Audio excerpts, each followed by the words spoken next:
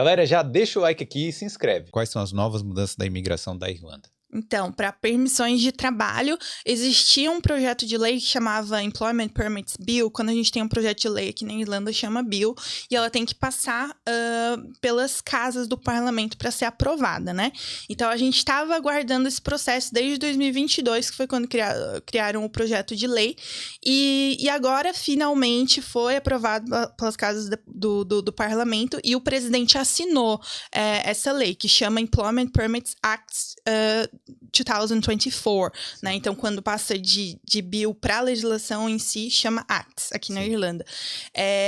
E vou te dar ali 3 highlights do que mudou com essa nova lei. O primeiro deles foi a permissão de trabalho sazonal. Então, é uma permissão de trabalho específica por períodos, por seasons, né, na Irlanda, que é necessário essa mão de obra. Então, vai ser algo atrativo, por exemplo, para hospitalidade, turismo. Trabalha por um período especificamente, como você mesmo falou, o Working Holiday Visa, né? Seria um exemplo. Eu vejo outros países como a Austrália que tem esse Working Holiday Visa, que Canadá. A pessoa pode ir para lá, ela trabalha um tempo, Sim. Desde que seja part-time e tal, tem as regras da Austrália lá, não sei. E aqui, talvez, então, vai ser algo parecido com isso, né? Sim, a Irlanda até já tem o Working Holiday Visa, mas ele é específico para os Visa Required Nationals. Então, os brasileiros, por exemplo, não aplicariam para esse tipo de visto. Nunca vi nenhum brasileiro aplicar para esse tipo de visto.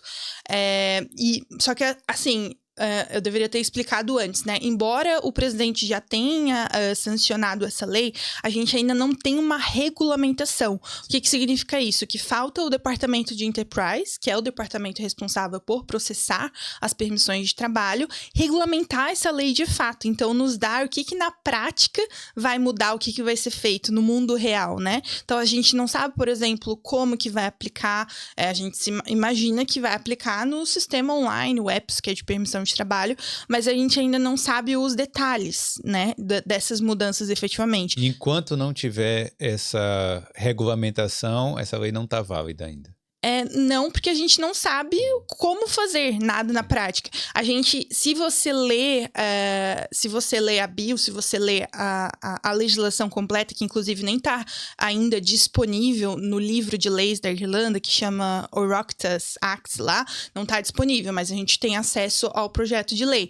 A gente tem algumas informações lá, por exemplo, a gente sabe que esse visto específico, ele vai ser de 3 a 7 meses, o empregador vai ter que aplicar anualmente para um certificado para ser um empregador elegível para esse tipo de permissão. Então, a gente tem alguns detalhes já, eu analisei a lei, só esperando a regulamentação para a gente ter em full o que vai mudar. Então, além disso, a gente teve uma mudança bem significativa em relação à troca de empregador.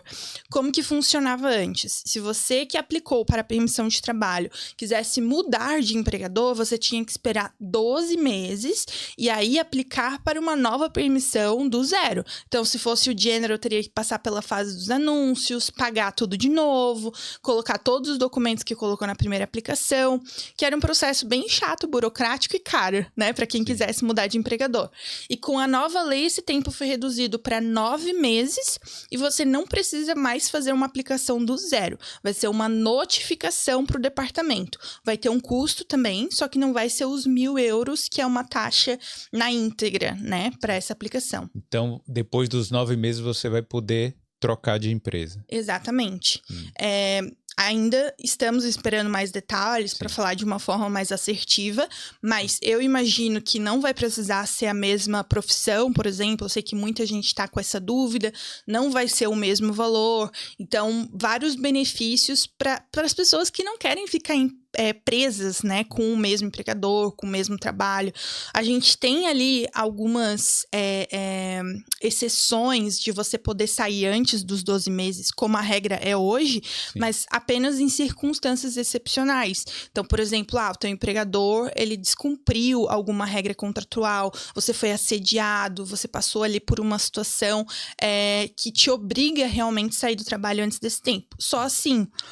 É bom falar isso também, é bom deixar isso claro aqui, porque tem muita gente que pode estar sofrendo abuso ou estar sofrendo qualquer tipo de desconforto talvez seja uma palavra muito leve, né? Mas Sim. algo grave no trabalho que fica com medo de procurar ajuda, apoio ou de sair do trabalho, né? Sim. Tem gente que... Tem empresas que pagam menos do que assinaram lá e a pessoa fica ali meio que, não vou falar, vou ficar aqui na minha, porque senão vou ser deportado. Não é bem assim, né? Não. Hoje já tem mecanismos Exato. que a pessoa consegue trocar de empregador nessas circunstâncias, não é isso? E já tem há um tempo, na verdade. É que pouco se fala. A primeira vez que eu falei sobre o nome disso é Reactivation Employment Permit. Quando você passa por uma situação assim no seu trabalho e você quer sair antes do tempo. A primeira vez que eu falei sobre isso no meu Instagram, o pessoal ficou assim, como assim? Eu posso sair do meu trabalho porque você se vê refém ali de uma situação, nossa, eu preciso da permissão imigratória, eu tenho que aguentar aí os 12 meses. E não, cada vez mais as colegas aí que atuam com imigração estão falando e as pessoas precisam saber que sim, existe esse mecanismo do reactivation.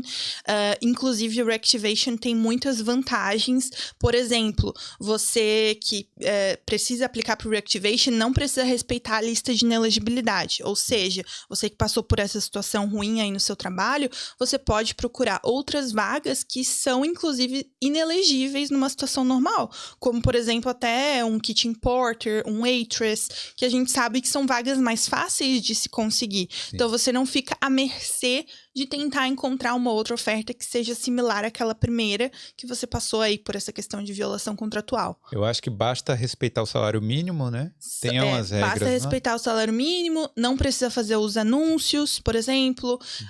É um processo que ele tem 2 etapas, bem rapidinho, né? Pra gente não se aprofundar. Mas, basicamente, a partir do momento que você nota que tá passando por uma situação como essa, violação contratual, você notifica o Departamento de Justiça e pede um Stamp 1 temporário. E aí você ganha um Stamp 1 temporário de 6 meses para procurar outra oferta de trabalho. Assim que você encontra outra oferta, você aplica para uma nova permissão de trabalho. Então tem essa questão, salário mínimo, não precisa dos anúncios e pode ser qualquer profissão, exceto profissão doméstica, assim, profissão nanny, por exemplo, né, cuidar de criança. Sim. Ou de trabalhar de housekeeper dentro de uma casa doméstica, né? Para ver mais histórias como essa, se inscreve aqui no Boulder.